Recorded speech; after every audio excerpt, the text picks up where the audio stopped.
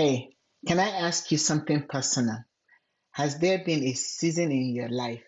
Maybe it's this season right now where something happened that left you feeling smaller, maybe less sure of yourself, maybe a little bit quieter than you used to be.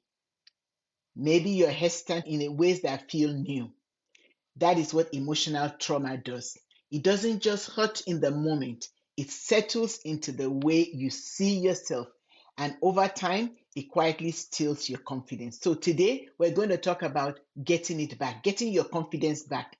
Three practical faith based ways to rebuild that confidence that trauma took from you. Because God has not given up on you, the woman that He made you to be. So before we get into the three ways, I want us to sit together with this. The word says, "For God has not given us the spirit of fear, but of power, of love, and of sound mind." 2 Timothy 1:7. This verse is not telling you to feel confident. It's telling you what is already spiritually true about you. God placed power, love, and a sound mind inside of you. Trauma covered it, wounded it, and made it feel like it's out of your reach, but it's still there. And God is in the business of uncovering what He already put in you. So these three ways are not about faking it or pushing through. They're actually about returning what God already placed in you. Are you tracking with me? So, way one, reclaim your identity and separate who you are from what happened to you. So, the first thing emotional trauma does is to blur the line between your experience and your identity. So here's what that looks like. Instead of "I went through something terrible," the internal message becomes "I am someone terrible because these terrible things happened to me. I am broken and I am not enough." My friend, that is a lie. And it's a very convincing one. God calls us to a different foundation. Ephesians 2:10 says, "You are God's handiwork, workmanship." And Isaiah 43 says, "He called you by name." And He says, "You, my sister, you are His." Your identity is not located in trauma. It's located in the One, the Heavenly Father who made you. And practically, this means that you begin to notice when your inner voice says, "I am in a way rooted in what happened, not in what God says." Catch it and name it. Replace it with a specific scripture, not vague encouragement, but a real verse spoken directly over that lie. Say out loud daily if needed, "What happened to me does not define me. God, my Heavenly Father, defines me." My friend, this is not a quick walk, but it's the foundation everything else rests on. So that's way number one. Way number two is to retrain your inner voice with God's truth. Emotional trauma is loud. Long after the event, the voices it leaves behind keep talking. "You are too much. You are not enough. You will not recover. It was your fault." These voices feel like facts because they're so familiar, but it's a lie. They're all lies. Psalm 34:18 says, "The Lord is close to the brokenhearted and saves those who are crushed in spirit." God does not speak to you that way. Trauma speaks to you that way. And part of rebuilding your confidence is learning to tell the difference.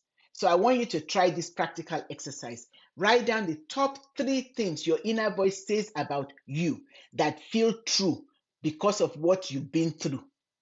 And then next to each one, find a specific scripture that speaks the opposite of that truth. And I want you to do this every morning for 30 days. Read these truths aloud, not to convince yourself, just to give God's voice more airtime than the wounds.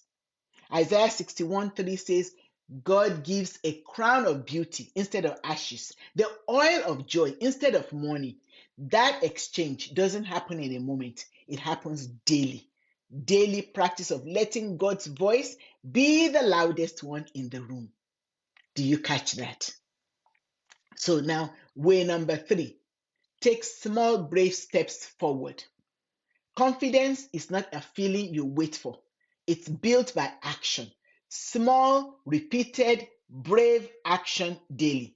After trauma, the nervous system learns to stay small because small feels safe. But Proverbs 4:18 says, "The path of the righteous is like the morning sun, shining ever brighter till the full light of the day." The path is progressive, it gets brighter, but you have to be on it. So, small, brave steps look different for every woman. So, for you, it might look like sharing your story with one safe person for the first time, going back to a church community after years of isolation, maybe setting a boundary in a relationship where you have never been able to before. Maybe it's signing up for something that stretches you, that takes you out of your comfort zone, a class, a community, a coaching program, or it could be speaking up in a conversation where you would have previously gone quiet. And each small step tells your nervous system that I am safe, I am capable, God is with me. The goal is not to feel confident before you act. The goal is to act and then let the confidence grow in the doing. Do you catch that? And then I want to add this: find safety in community. If you want to do this work alongside other women who understand, join the Hidden Treasures community. Emotional trauma, sis, it's real. The wounds it leaves are real. And the God who sees every one of them is also real. He has not given you the spirit of fear, He has given you the spirit of power, of love, and a sound mind. And He's actively working to uncover in you through scripture, through community, through the small brave steps that you take every day. For God has not given us a spirit of fear, but of power, of love, and of sound mind. 2 Timothy 1:7. My friend, you are not too broken to be rebuilt. You are not too far gone to be found. You are not too late to be restored. If this video, if this message touched you, come join us in the Hidden Treasures community. It's a faith-filled space where women just like you are doing this real healing work together. And the link is in the description below. I'd like to invite you to subscribe, like, and share this message with someone, with a woman who needs to hear it today.